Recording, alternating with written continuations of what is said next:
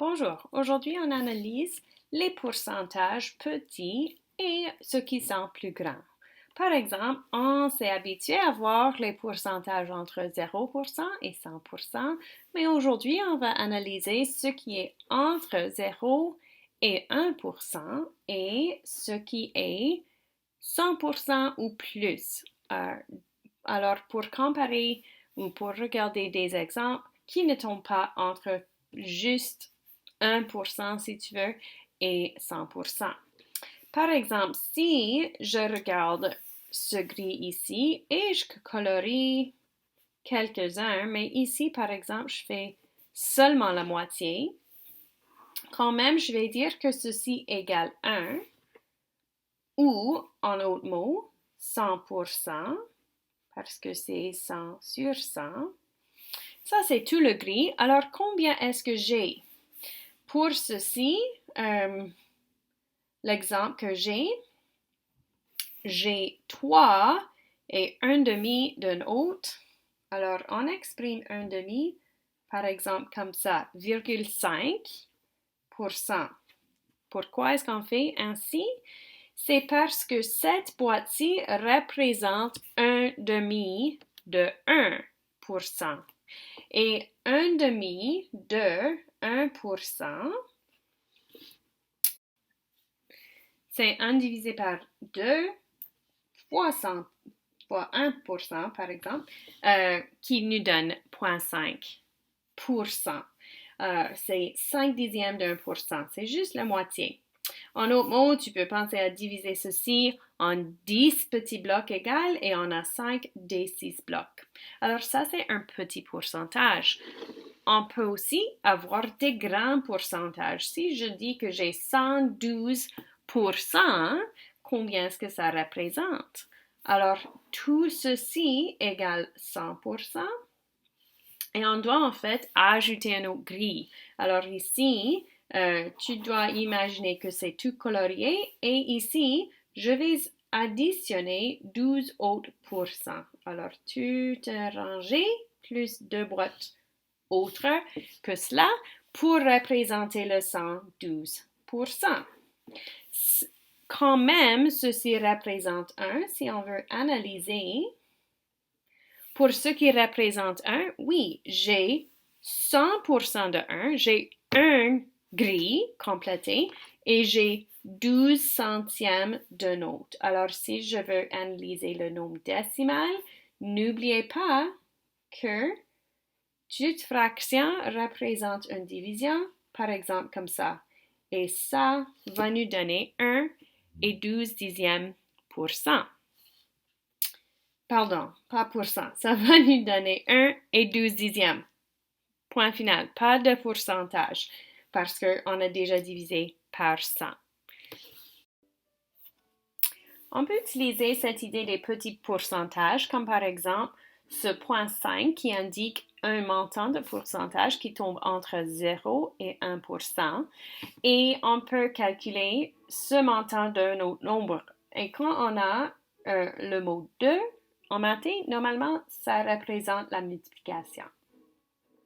Alors, quand on regarde cette question et on veut déterminer 11 et 5 dixièmes pour cent de 312, on va changer ceci comme une multiplication. Et ensuite, pardon, j'avais oublié le pourcentage. On doit imaginer quand même que c'est comme sur 100. Et à ce point-ci, quand on a ce chiffre, quand on divise par 100, parce que 11,5 divisé par 100 va nous donner par exemple 115, et c'est ça qu'on va multiplier par 12. Et je vais utiliser la calculatrice pour déterminer qu'en fait, ça représente 35 et 88 de 312. Alors, si je veux analyser 11 et 5 dixièmes pour cent de 312, ça semble logique parce que si on imagine, on va faire une estimation pour vérifier. Si j'estime 10%, de 312, je vais avoir, qu'est-ce que c'est? 31,2. Alors, comme tu vois, c'est un peu plus. Alors oui, on a un bon calcul là parce qu'on a bien estimé. Maintenant, on va analyser des pourcentages qui sont plus grands que 100%. Par exemple, 230% de 17. Si on imagine notre grille qui égale 100%, alors 100% de 17 est 17. On doit imaginer deux comme ceci. Un autre 100% de 17 et un autre 17. Alors, je sais déjà que le chiffre que je veux est plus que cela parce que 200% de 17 égale 34. Mais j'ai aussi le 30 que je dois faire. Et là, ce que je vais faire, c'est une autre méthode que vous avez appris dans l'autre vidéo. C'est imaginer par exemple 10% de 17 et comme ça, on imagine la multiplication qui nous donne ceci. Alors, j'ai 30%, pas 10%. Alors, je vais faire ceci 3 fois et ça va me donner le 30%. Et là, je fais mes calculs et j'ai 7. Mais ça, c'est pas correct, madame. C'est le panique des vidéos, tu sais. C'est 21, 3, et ici, j'avais fait une erreur en pensant que c'était plus, et là, c'est un bon petit rappel. Non, parce que je sais que 2 fois 3 et 6, c'est un peu moins. J'ai recalculé, voilà, j'ai 5,1. Alors, ça, c'est la partie à ajouter. Je vais prendre le 34, puis j'ajoute ceci. N'oubliez pas d'imaginer le point décimal qui existe là pour bien mettre en ordre, en ligne, vos affaires là. Et voilà. Quand je veux trouver 230%, ah, pardon, vous n'avez pas été capable de voir ce que j'avais là. Quand vous avez le 230% de 17, là, finalement, on arrive à 39,1. Et une autre façon, peut-être plus simple de le faire, c'est prendre ceci, changer à son nom décimal et multiplier. Vous allez dire, madame, c'est bien sûr plus facile, mais conceptualiser, comme vous savez, c'est toujours important. Est-ce que vous pouvez, et là j'ai la même réponse, évidemment, mais ici, quand tu imagines par exemple que c'est 100% de ceci, alors tout ceci plus tout ceci parce que ça représente le 200 et ensuite un autre 30%, alors en imaginant par exemple que ceci est coupé et on a les trois autres parties, vous pouvez mieux imaginer que oui, ça va bien tomber ici à 39,1 par exemple. Comme on a fait avant, on peut faire du même avec les pourcentages. Alors, si je vous demande de changer, par exemple, 0,3 ou 3 dixièmes % aux fractions, n'oubliez pas que ceci, en fait, veut dire cela. On a une virgule dans nos fractions, ce qu'on veut absolument éviter. Pour éviter, on doit multiplier le numérateur et le dénominateur par 10 et finalement, ça va nous donner 3 millièmes. Ça va être la fraction et c'est le plus simple que ça peut être. Maintenant, quand on échange au nombre décimal, tu commences ici, tu vois les 3 zéros et tu vas déplacer pour être dans la place des millièmes. 1000 ici, place des millièmes. Alors, tu vois là le lien.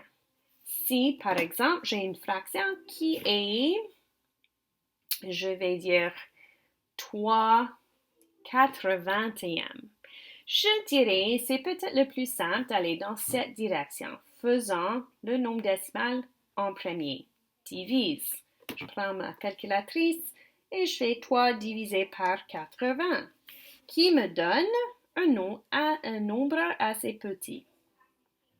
Regarde ce que j'ai ici. Alors, une fois qu'on a le nombre décimal, pour aller au pourcentage, on multiplie par 100%. Ça veut dire qu'on multiplie par 100 qui va pousser le décimal ici, mais je dois ajouter le pourcentage qui indique que je divise en fait par 100 ou je crée une fraction sur 100. Ça, c'était un exemple de pourcentage, ensuite fraction. Maintenant, nombre décimal. Si je te dis que j'ai 3 et 37 centièmes, peut-être je vais ajouter une autre place décimale comme ça. Et vous allez voir une petite combinaison des choses ici.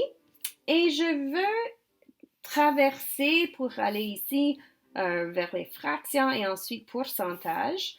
N'oubliez pas que là, on a un entier. On a un choix. On peut faire un nombre fractionnaire où on a la partie entière en avant et ensuite, on va créer ces dixièmes, centièmes, millièmes. Alors, la base n'est pas 100, c'est en fait 1000. Important de réaliser cela. Et en fait, maintenant qu'on dépasse ici pour représenter le nombre sous forme d'un pourcentage, c'est la même idée que quand on va ici, on multiplie par 100%. Alors, c'est juste un déplacement de 2 places décimales qui va nous donner 337 et 9 dixièmes pour cent. Tu vois, on a les deux parties. Un pourcentage plus grand que 100 avec une partie décimale qui est moins que 1%.